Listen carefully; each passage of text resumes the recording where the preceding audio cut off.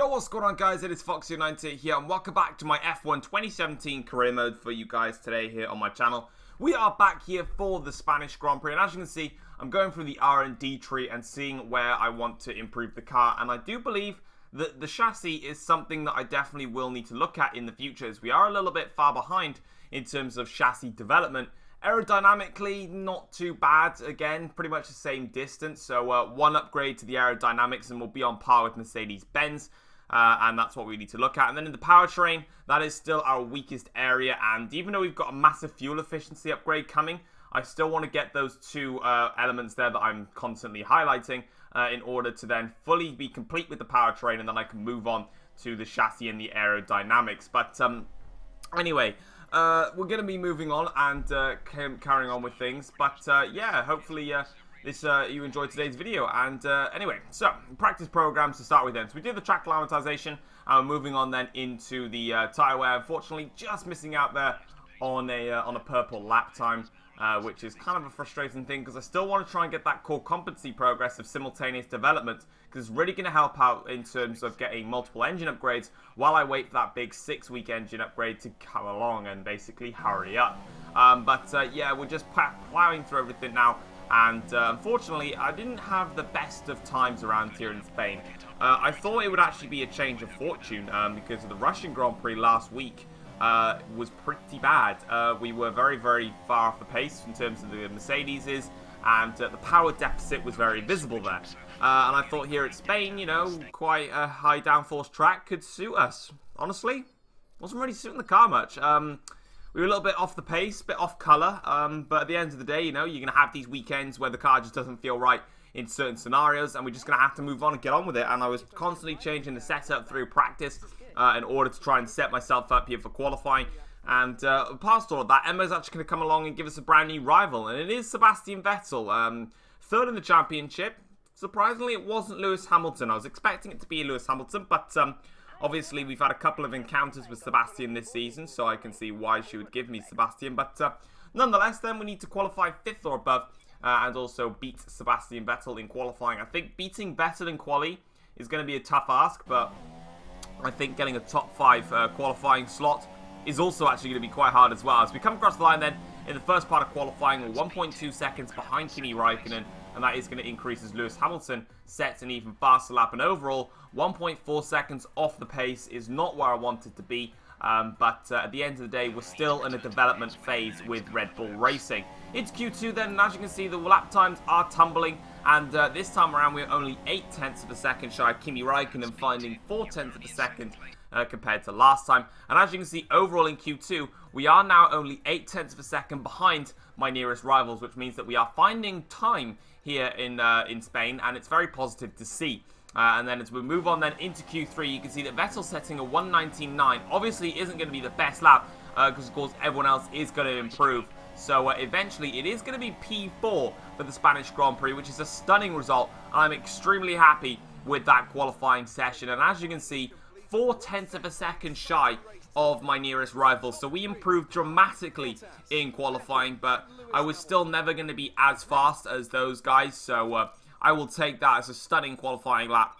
And you can see that the Vettel does unfortunately take the lead in the rivalry, but, you know, I was expecting that anyway. But anyway, let's listen then to the voicemail from Emma. She's giving us our session goals for the race ahead, and it's going to be to finish in 5th place and to place 3rd in the championship and beat Sebastian Vettel. Now, honestly, those objectives, when I first saw those, they were actually quite decent objectives, you know, because we basically means that we have to finish lower than when we start.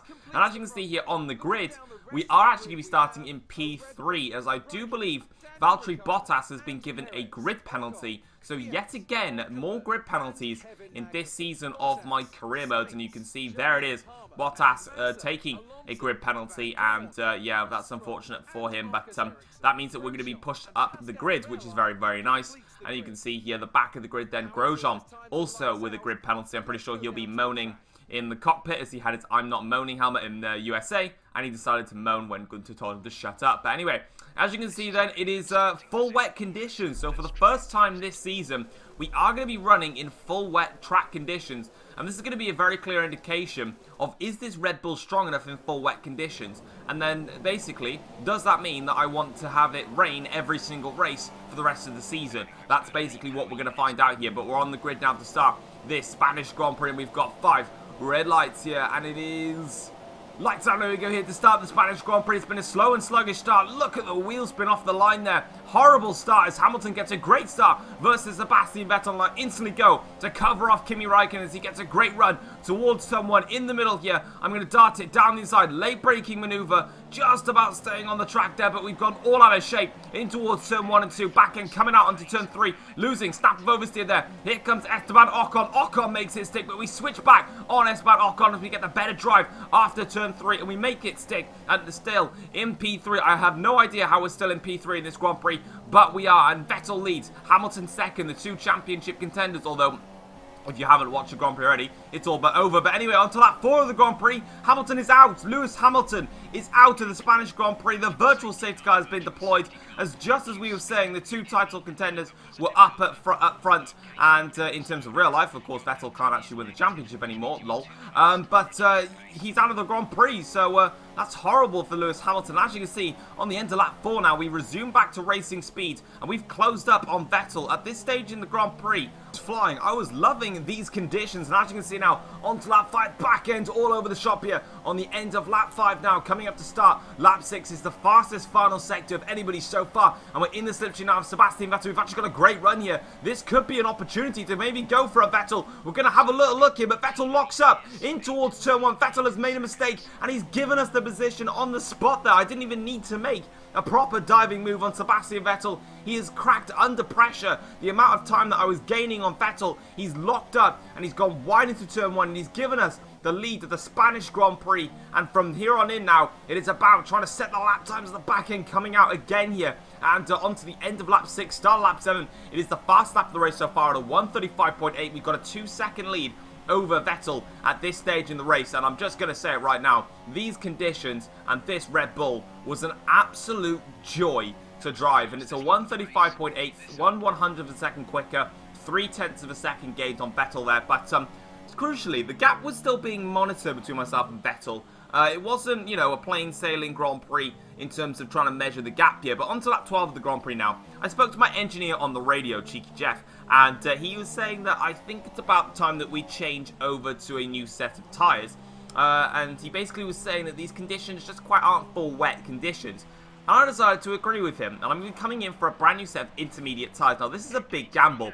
Vettel pitted about 3 laps ago, and he pitted for a brand new set of full wet tyres. So I'm going to be the very first person to go out on a set of intermediate tyres and basically see what they're like. So yes, I'm taking a big gamble in this Grand Prix, but you know what? The wet conditions are helping me so much at the moment that, you know, even if I do make a horrible strategical error, I'll still be able to probably pull my way back up the grid because I'm just feeling so confident and so fast in this Red Bull that I feel like I can do that. And on to the end of lap 14 now, coming up to start lap 15, and it appears that the gamble is actually starting to pay off as we come across the line and we set a 1:34.9, 0.8 of a second quicker than my previous best lap, and that is a great lap here in Spain. And as you can see now, there it is, look, lap 16, you can see in the top right hand corner, Vettel is pitted for a new set of wet tyres. So as you can see here, new fastest lap, 1:34.5.